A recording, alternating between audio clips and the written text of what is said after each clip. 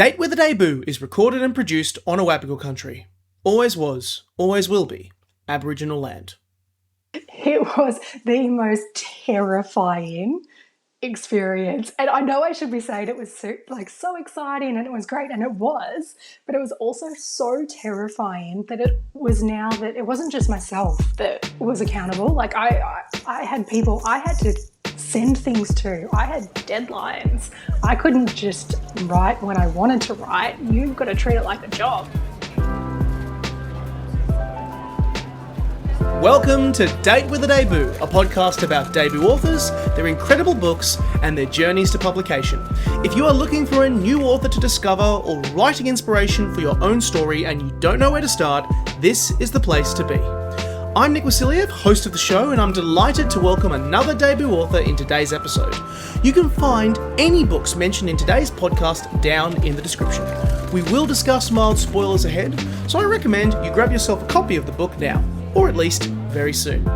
Wherever you are listening, thank you for listening with us and supporting the Australian book industry, and if you enjoy the show, hit us with a review, a rating, or a thumbs up wherever you get your podcasts. Lastly, this episode is brought to you by Podpixels, the ultimate storytelling tool for passionate podcasters. More on them later in the show.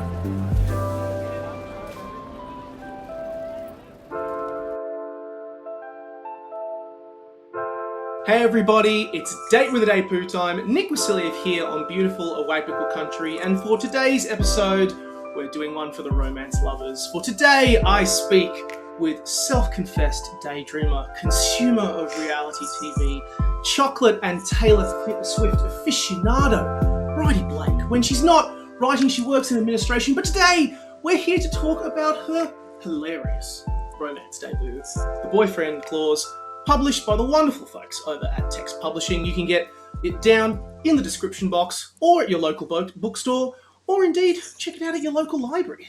Joining me all the way from beautiful Wiradjuri country, Bridie, welcome to Date with a Debut. Thank you so much for having me. I am going to cling to that word, hilarious. That is just, you've made my day. It is. This is a great book. I love diving into romance novels and diving into that space, and it's been an acquired taste. It's not usually what I go for, but doing this podcast, you come across a lot of wonderful, beautiful, amazing romance novels. And for context, we're speaking in early to mid-March. This podcast will come out in April, but your book has been out in the world for a week at the time of us for recording, a week and you had 2 days. Yes. Let's be specific. And very specific. But you had your launch last week at Readings in Chadstone, hosted by an absolute queen and fellow Date with a Debut alumni, Holly Broombauer. So to start off with a softball opening question, how does it feel to finally be a published author? Weird. Like, it's weird. That's it. It just doesn't feel real. It's like I've had my launch, it's been out, I've gone into bookstores to look at it, and I'm like awkwardly touching it when I'm in there, and it still just doesn't feel like it's there, that it's mine. It's bizarre. It's a bizarre feeling. I keep waiting for it to feel real. That's fair. And to be honest, I don't think it does quite change. You get into that situation where it's like a baby in a fire that's gone off and had it on its own, and suddenly it'll come back. But it's often it's such a strange beast to still see it up here, weeks or months later. Wait until you see the second-hand versions turning up that have been well used. Yeah, maybe that's it. Maybe that's when it'll hit me. Be like, oh no, that's been read. That's got dog-eared pages. We're good. So I also love, there's a few pieces out there around this book already on the internet before we dive in, but there was a wonderful piece that was put out on the Australian Writers' Centre, and for any readers or aspiring writers who listen to this podcast, go check it out. I will include a link in the description, where you talked about your process of learning how to write. And I love to talk about this part first before we dive into the book itself, treating the job, the art and the craft of it. And I love, there's a particular part of it, there's a quote you have, I can't remember it off the top of my head, where you gave yourself permission to keep going. And it is, I love that headspace and mindset because it's filled with self-care. It's like, I'm going to invest time in myself to write this. Talk to me about that experience of getting published, and specifically that, that self-care and allowing time to write that you had to go through to get on the other side of. Yeah. I mean, it did take me a long point to get to that mindset, because, you always kind of saw it as like, oh, this is something that I'm going to do. Will it ever get me anywhere? Probably not, but I'm just going to keep doing it. And then, it was when I did those courses through the Australian Writers Centre and I was getting feedback and it was positive, and I was like, oh, okay, we might actually be able to do something here. And so it was just giving me that permission to keep going with it, and to finally, I say finally, it took 20 years of trying to write before I got this publishing deal. So it's not like it was something that, happened just, off the bat. Like it was a lot of hard work. But yeah, it was just, I that's what I say to people. I was like, give yourself permission to write. If that's what you want to do, just do it. Absolutely do it. Invest the time in yourself to do it. Yeah, I think the hard part a lot of people get when they're first writing their first manuscript or whatever is the figuring out the art and craft. You're just kind of it's hard. It's really hard to find the time to do that. Yeah. There's no deadlines. There's no pressure. Like, it's just you and your own intuition leading it. Out of curiosity, what was it like? Yeah, absolutely. Like, what was it like making the transition over from those courses and stuff to then actually going text? You've got this deal with text publishing. You're working with a professional publishing house. What was it like suddenly pivoting over to that when you realized, oh, I have something that people want to read that think is worth their time? It was the most terrifying experience. And I know I should be saying it was so exciting and it was great, and it was, but it was also so terrifying that it was now that it wasn't just myself that was accountable. Like I had people I had to send things to. I had deadlines. I couldn't just write when I wanted to write. You've got to treat it like a job. So, I was turning up. During edits, I was going through some health issues and stuff. So it was actually really, really difficult. And normally I would just be like, oh, yeah, I'm not going to do it because I'm obviously not feeling great. But it's like, no, you've got people waiting on this. You've actually got to put your butt in that chair no matter how you're feeling and just do it. And so it was, terrifying. Good, but terrifying. Yeah, that's funny to me, though. I think I've had kind of a contrasting experience. First draft for me, for my first book, was a nightmare. Like, it was terrifying. Really? Had a similar experience with having a similar experience with my second book that I'm currently writing, but I'm trying to find new ways to write in a new format. But for me, I loved editing. It was because I was like, here's this splodge I've made. Now let's mold it into something nice. So it's funny that you've had a kind of Well, it's interesting because I think when I'm drafting, I sit there and I'm like, oh my God, I hate drafting. I want to be revising and editing. And then when I'm editing and revising, I'm like, oh my God, I hate this. I want to be drafting. I love drafting. So it really depends on what stage the book is at as to what part I actually enjoy. But yeah, I think it was just, it felt like you were doing homework and that you were handing it back like an end of year exam. Somebody's going to be grading this. So it just felt like there was a lot of pressure to get it right in the best way, because it was, a great end of year exam. Ad break time. Stop the podcast. Hey everyone, just thought I'd stop to let you know that today's episode is sponsored by Podpixels, the Trent Dalton of professional podcast platforms. Question: do you have a desire for a great podcast? How are you going to build it? What about the design work? Won't it cost a fortune? Fear not, for Podpixels is a simple, done-for-you website service built specifically for podcasts. They are here to deliver that professional look to your podcast to make it easier for listeners to find your show, and all for one great monthly price. From hobbyists to pros, Podpixels has you covered. Their team provides domains, website hosting, backup, security, and support, handling the full setup and making sure that your show is up to date and allowing you to focus on what you do best, podcast. With Podpixels, you can achieve your full podcasting vision. They are the ultimate one-stop solution for anyone looking to build an online home for their podcast. Check them out below in the show notes and tell them that Nick from Date with a Debut sent you. Thank you, Podpixels, for sponsoring the show. Well, without further ado, let's talk about this end-of-year exam that you worked on for so long, and that is the boyfriend clause. For everyone who is on the Ubes of Tubes on YouTube, it is up on the screen now, but you can also check it out in the description box. You can check it out at your local library. I love this cover, by the way. It's so... Oh, it's So pretty. It's so pretty, and I love it. I adore it. Real colours and beautiful. Yeah. So we've now reached the point of the show, if you have ever listened to a show before, where I ask our authors to provide a 1-minute pitch. I'm assuming, given you've just come off a launch, that you are well-versed, you're ready to go. Bridie, what is the boyfriend clause about? Okay, let's do it. So The Boyfriend Clause is a rom-com about a cafe owner with a fake boyfriend, an overinvested mother, and a loan agreement that cares far too much about Sabrina Fogarty's love life. So in order to save her business and her sanity, Sabrina ropes in her broody neighbour, best-selling author Adam Whitaker, for a mutually beneficial fake dating deal, only to have him invited along on her family holiday to the UK. 1 week of forced proximity, awkward pretending, and inconvenient chemistry later, and this carefully staged romance threatens to become something real. How'd we do?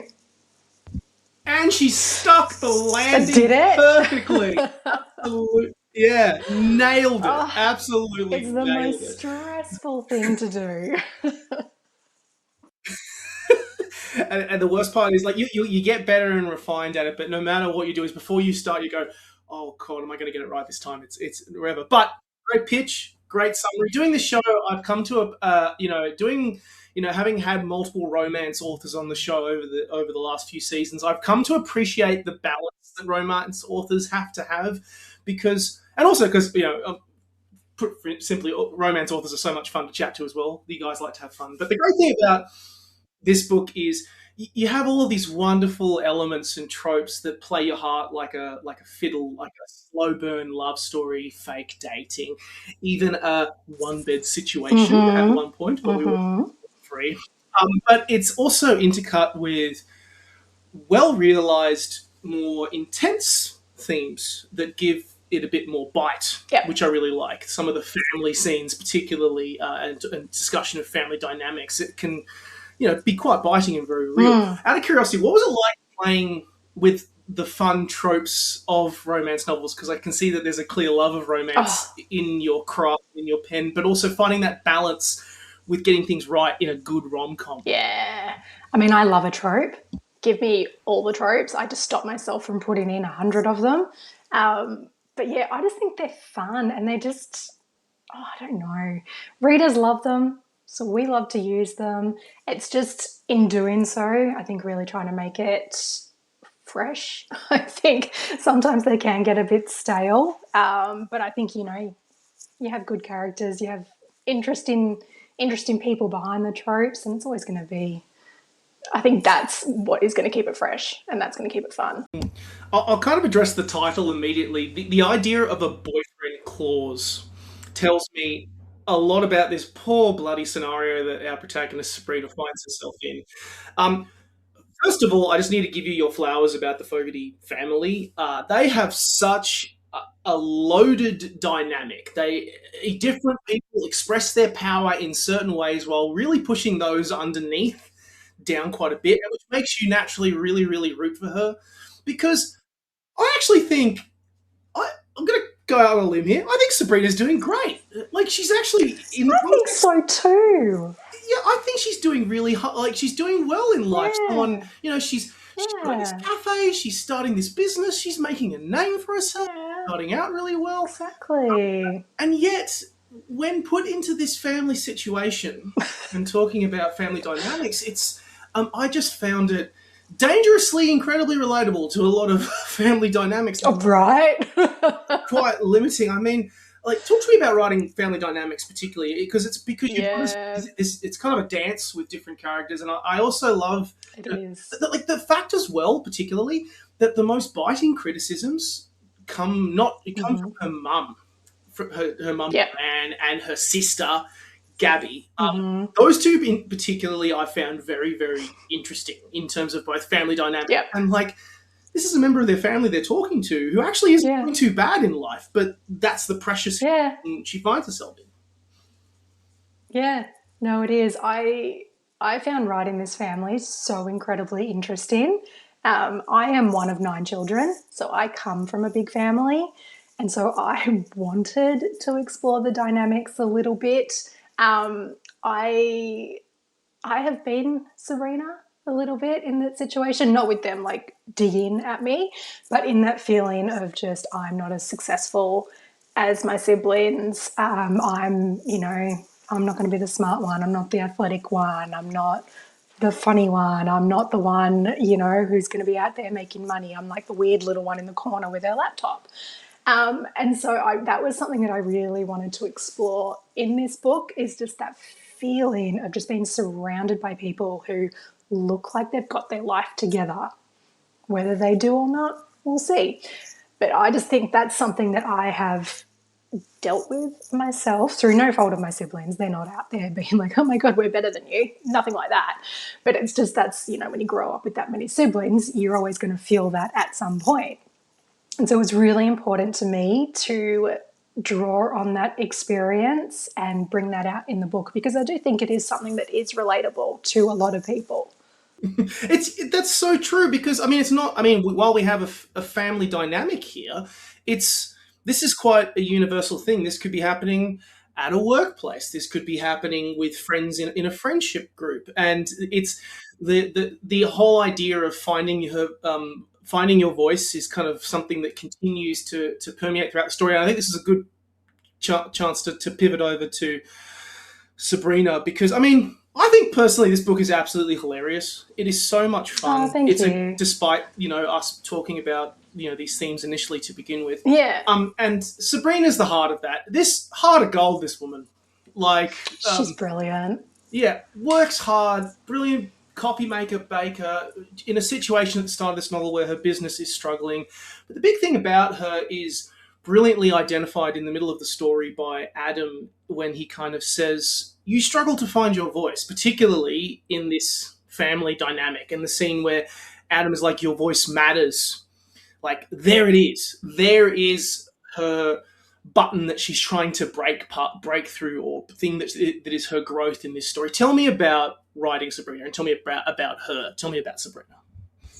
Oh, Sabrina's a joy. I aspire to be like Sabrina. She is just happy. She's positive. She's going after her dreams. She's basically just like, this is what I want to do.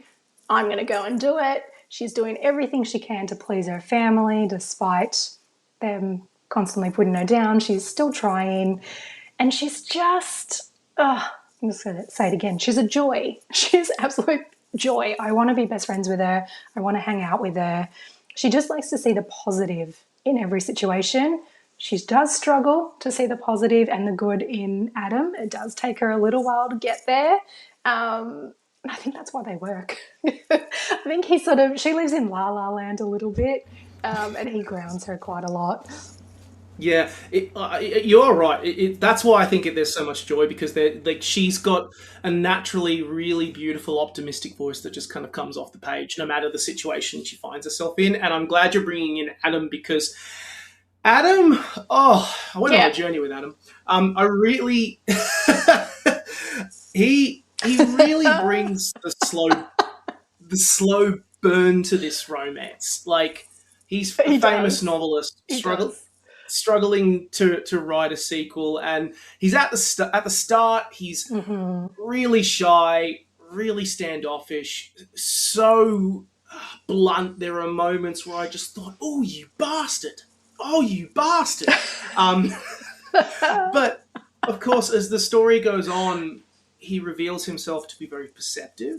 He does, as a lot of us authors are, quite observational, and also that's great thing is what's going on on the surface is not at all what is going on underneath.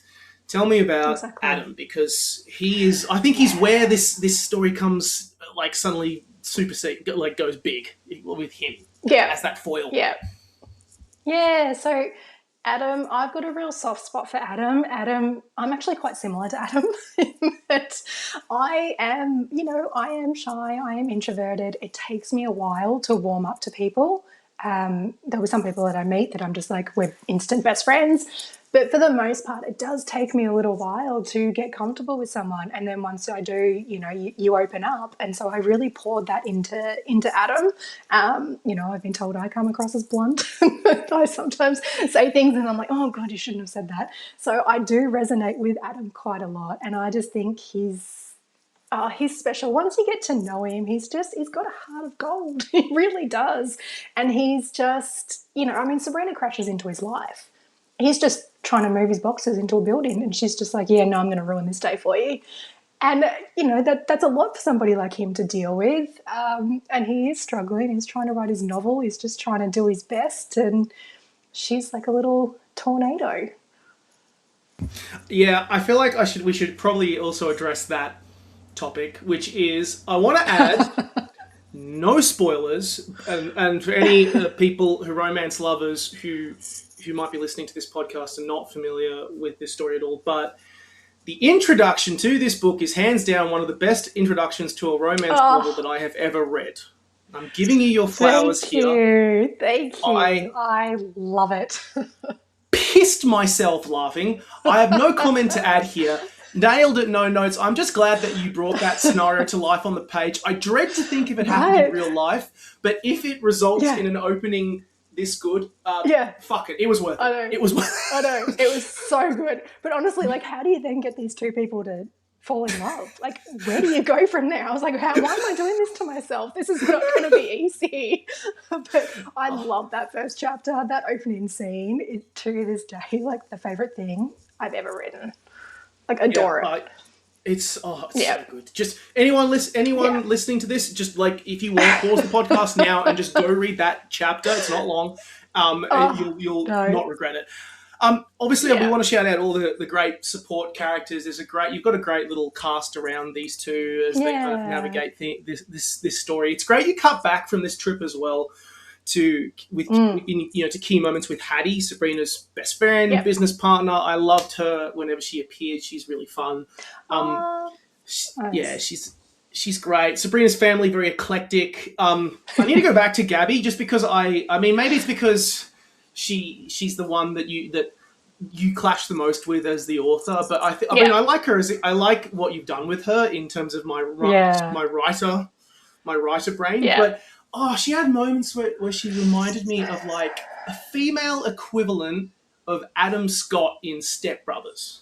Like just this sister that just lays her success on so thick, and she does so thick. And then also, Diane, like it felt like everyone is having to fit around her in the family, and like all the times that she shouts from another room to interrupt a moment. Damn it, Diane! That's why I love her. She's so good. So in my mind, Diane was Mrs. Bennet from Bride and Prejudice, but a little bit nicer. Oh, that's a great shout out. That's brilliant. That's basically like where the inspiration for her came from. I do need to say she's absolutely nothing like my own mother. I think my mum's terrified that she's Diane. She is not. No, she's great. Tell me about this family, because this family dynamic is just. It's where all the conflict comes from. It's so loaded. Yeah. And I loved writing this family. They were just such a blast. Like Gabby, Gabby is rough. Like even writing her, I was like, oh God, everybody's going to hate her. But she kind of means well. Like she's just, she is who she is. And that's part of her story, is that she's, got to be a little bit more self-aware of the things that she says. But yeah, so it was really tricky to kind of make her semi-likeable towards the end. I don't know if people do like her towards the end, but I remember, first readers kind of reading it being like, oh my God, I hate her. I want to jump through the page and slap her. She's so awful. I was like, oh, just stick with her. Stick with her, I promise. She gets better. She does. But yeah, she was an absolute blast. And then having like Tommy bounce off her a little bit as well. So Tommy the cousin. I liked having them as like a duo that just their entire lives were spent picking on Sabrina. And they thought it was all in good fun. And so, yeah, I really liked having those two together. And I just kind of like that Tommy just kind of like pops in and out every now and then. He'll kind of like slide in with a comment and then we don't see him for a bit and then he'll come back. And then obviously like Diane is just the absolute centre of that family. It is her world. They're all just living in it. She runs that family. Nothing gets past her. And I think her and Aunt Carol as a little dynamic duo were an absolute treat. I adored writing those two. They were just so fun. Through them, I got to do the ridiculous, and I think that's why I like it. All the other characters, you kind of like ground the story a little bit, but those two, I could just do whatever I wanted. Yes, and I do want to ask you more, but I'm also fully aware that if I did that, we'd be here all day. And I also, at the end of the day, guys, we just go and read this book. This family dynamic is so fun. We haven't even got to like Natalia, and we haven't even got to like the dad as well. Dad and Uncle Max, so many. The Fogarty family is chaos ensued, but also a lot of fun. Yeah, page if you are. It's so much fun. Like. I miss them. Like I genuinely, like the book's out, so I'm not spending every day with them anymore. I genuinely miss them. Like they just brought me so much joy. Yeah, like I just adored them. I know it's sad, isn't it? No, not at all. I think it's lovely that you have. Makes me just think, like, I wonder if there's another story in there, like following another one of the Fogarty family. You could turn it into the Fogartyverse and just like have. Oh my God, we could. Because there's enough characters in there to like to do something. Yeah. I know. I'd need to come up with more T-shirt ideas, and I don't know. It could be a whole thing. Out of curiosity, seeing as like there's so much in there. And you, as you kind of say, it was 20 years to make this book. It was a long journey. It was a long time to get here. Out of curiosity, now that you are at the other end, the book is out there and will find its way into the hands of readers who will love it and devour it and piss themselves laughing at that opening scene and enjoy the love that flows from it. What did writing the boyfriend clause teach you? Be it Bridie the person, Bridie the writer, Bridie the individual. What did doing this exercise teach you? Oh, that is a really good question. Now I feel like I am in therapy. It's like therapy's not just in the book, guys. It's on a podcast. So I feel like, writing it, what it taught me, and it's something that I know, and so I don't know why I forgot that I know this when I was working on this book. I'm not a chronological writer. And so I don't know why with this book I was so adamant we're writing chronologically. We're going to sit there and we're going to do scene by scene by scene. I've never done that before in my life. I've written this is book's number 17 that I've actually written. So I'm like, you would think that I would remember that I don't write chronologically. So I had real moments writing this book where I wanted to throw my laptop out the window because I was just like, I hate this thing. It's not working the way I want it to. And normally when that happens, I jump ahead and I write the final scene or I write something that happens later. So yes, that is something that I did learn. Again, already knew it, but I guess I had to relearn. You do not write chronologically. Don't force yourself to do it. And God, about me, the person, honestly, just to stick with it, to stick with what I want to do, stick with chasing after the dream that just feels so impossible. That's a great answer to that question. It's you. Nice to know that you like someone relearning something from this exercise. Yeah. Like it's a reaffirmation of a lesson that proves its value to you, which is always great. Yeah. Out of curiosity, what's next for you? What will we see next from Bridie Blake? Or are you going to have a rest? Because it was a bit of a journey with this story. Oh, God, no. I don't rest. There is no resting. God, no. If I'm not writing, I don't know what to do with myself. It's literally like it's something I've been doing for 20 years. It's so ingrained in me. Like my writing times, they're so set. I'm like, if I'm not writing at that time, I'm like, what do people do? Do they leave the house? Do they actually go and do things? Like, I would have no clue. So I am going to continue writing. I've got so many rom-com ideas that I want to touch on. I love this genre. I think it's just so fun to write in. Yeah, they're not getting rid of me. I'll just keep showing up with books. I like that. That's a good, and I like as well that you've, because you had a bit of a journey as well with like doing a YA course, I believe, as well with the Australian Writers Centre. So the fact that you've now landed in romance and found something awesome, I can't wait. More exciting stories. I like it. Yeah. Yeah. Hopefully. Hey everyone, Nick here. I'm excited to announce that I've launched a brand new book newsletter featuring book reviews, recommendations, latest news from the publishing world, opinion pieces, short stories, and more. One monthly newsletter, no spam, just the good book stuff. The sort of email you're glad shows up in your inbox. Sign up now for free, and for a small additional monthly fee, get early access to Date with a Debut episodes and exclusive content, including special extra episodes with our guests, Second Date, where they run another gauntlet of rapid-fire questions. Subscribe to my newsletter in the show notes below. We'll finish this podcast. We like to close out the podcast with a rapid-fire part of the date, where I fling a bunch of questions at you, and you give me the first answer that comes to your head. Bridie, are you ready? But do it. Yep. No. But hit me. Let's go. All right. As Dumbledore said in Harry Potter and the Goblet of the Fire, prepare yourself. No, not really. It's not that scary. And she's gone. No, she's run off. So, my first question to you is, what is your favourite book that you have read in the last 12 months? Okay. Can I pick two? Of course. Okay. I can answer this then. So, book one, The Butterfly Women by Madeline Cleary. Have you read? Oh my God, obsessed with that book. I am so obsessed.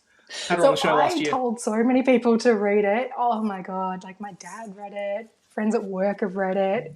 It's so good. It was just beautifully written. It made me cry. It made me smile. It was just perfect. The fact that was a debut, I'm like, how was that a debut? It was so good.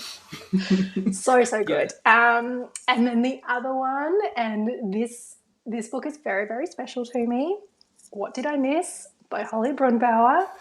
So I was very, very lucky that I got to read Holly's first draft. We were swapping chapters as we wrote them, so The Boyfriend Clause and What Did I Miss?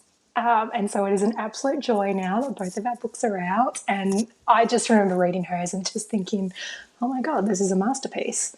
Like, this is so good. It was so perfect. It's hilarious. It's heartfelt. It made me cry. Books make me cry. If a book makes me cry, we're golden. So, yeah, they were my two favourites from the last 12 months. Great answer to that question. I had both of them on last year. Butterfly Women is one of my favourite books of last year. I mean, I latched on to Joanna so hard in that story. Just an amazing character. Love Joanna, love Harriet in that story. And the fact that it's also based on actual historical, like she did so much research for that. And much. Did you know now that you can actually go and I think someone's come up with a tour? You can do a tour the of walking the Butterfly tour. Women. Yes. Yes, I kind of want to go and do it, even though Madeline has no part in it. I'm like, I still want to kind of go and see it. Absolutely. It's going to happen. I need to do it at some point. It's in my city. I'm going to just go and do it. I'll do it on my lunch break. It'll be fine. I appreciate as well you shouting out Holly Brunbauer. If anyone hasn't checked out Holly, she is an absolute... Read it. Yes, amazing book. Also, she's an absolute queen when it comes to great advice on getting started 100%. As an author. I point anyone in her direction as well for any aspiring She is fantastic. She has talked me off many a ledge. She has just been... Her DMs are always open to me. It's so lovely. Poor thing. She probably regrets sliding into mine to begin with to swap chapters because she's now stuck with me. Moving off and onto the subject of debut books, given the title of this podcast, what is your favourite debut that you've ever read? This question I sat on for so long, and then I was like, why are you sitting on this? There's only one logical answer. Looking for Alabrandy by Melina Marchetta. Is there a better book? That book to me, that was what made me want to be a writer. So my sister read that book out loud to me when she was studying it in high school, and I was just, that was it. I was gone. So yeah, that's a great answer. I don't think we've had that. That book as an answer before. You haven't? No, and I can't believe it hasn't been an answer. That's why I'm honoured to be the first to give that as an answer. Oh, I love that. Okay, you are a coffee and cafe aficionado. It comes through in the book. At the risk of saying, I obviously don't answer exactly where you live because that's a bit strange, but do you have a favourite Melbourne cafe that you go to, like Adam does? Oh, so when I'm working, because I work in the city, there is a place there where you can get a really nice coffee and it's really cheap. So I'm not going to say where it is because I don't want a whole bunch of people to go there and make me wait longer than I already do to get my coffee. So yes, I will say that place. And then there is a place near where I live where I meet my writing group of a Saturday morning over coffee and pastries to write. And they make a killer pastry and a killer coffee. So yes. I don't want to be presumptuous, but there's a particular. I'll also throw in an answer here. There's a particular cafe in Melbourne which is in a repurposed building on a laneway. I mean, that's so generic when I say it like that. That's but everywhere. Yeah, I know. But they serve just white coffee and just black coffee. Oh. And I love it. It's Where's that? It's in town. It's in town. Yeah. We're not going to mention it yet because we also had to wait. We also had to wait forever at that place. But it's a particular place that is like a hidden gem, and I discovered it online. And every time I go back to Melbourne, nice. Yeah, always go down the laneways. That's where all the good places are. Do you have a favourite word? Oh, you know what? I listened to your podcast, and so I knew this question was coming, and I did not prepare because I don't know why I didn't prepare. So this really is a rapid fire. Okay, yes. You know what I love to say? Precariously.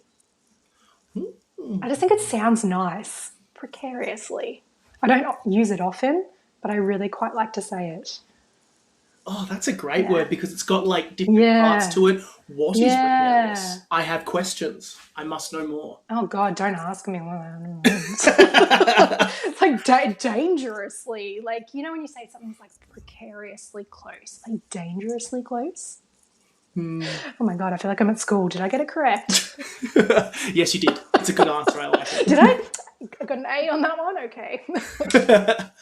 Have you ever actually received an apology cake? No. God, I want one though.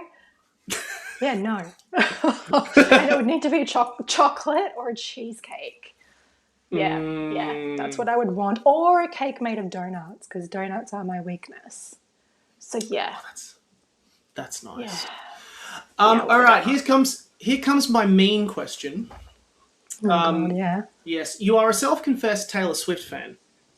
Are you not? Your house is on fire, and your house is on fire, and you can only grab one album. Which one is it? Oh my gosh! You know what? I go through stages. At the moment, Midnights. Hardcore obsessed with Midnights.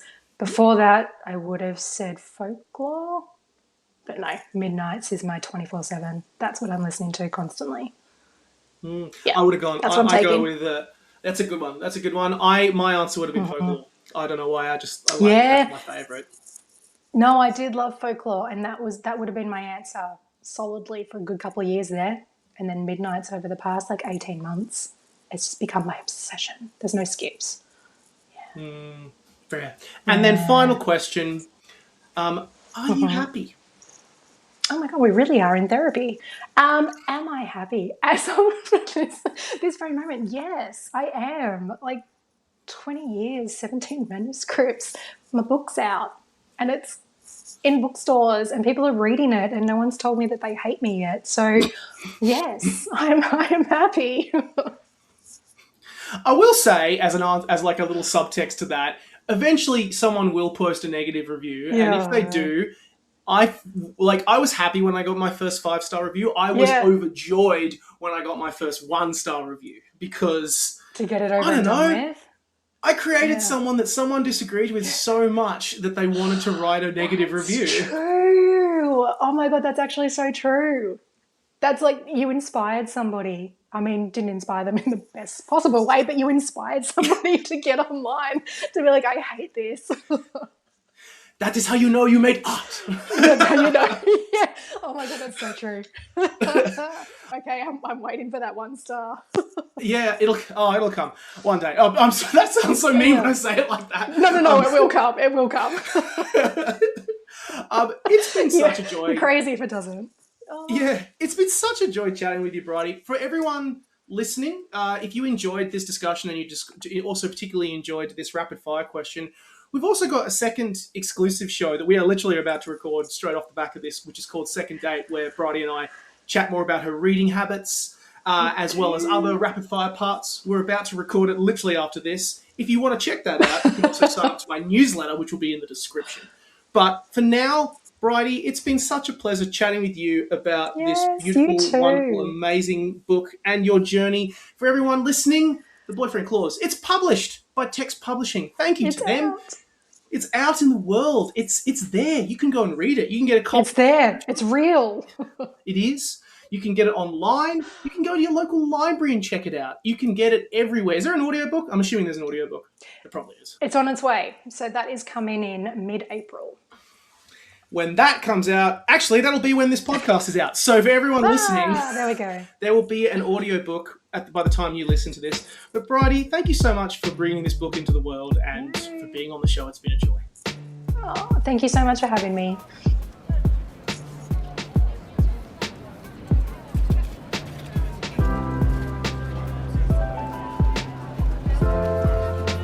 Thank you for listening to today's episode of Date with a Debut, and for listening to the Words and Nerds channel. You can buy all books mentioned in today's episode down in the description box, and if you enjoyed the show, drop us a review, leave us 5 stars or a thumbs up wherever you get your podcasts.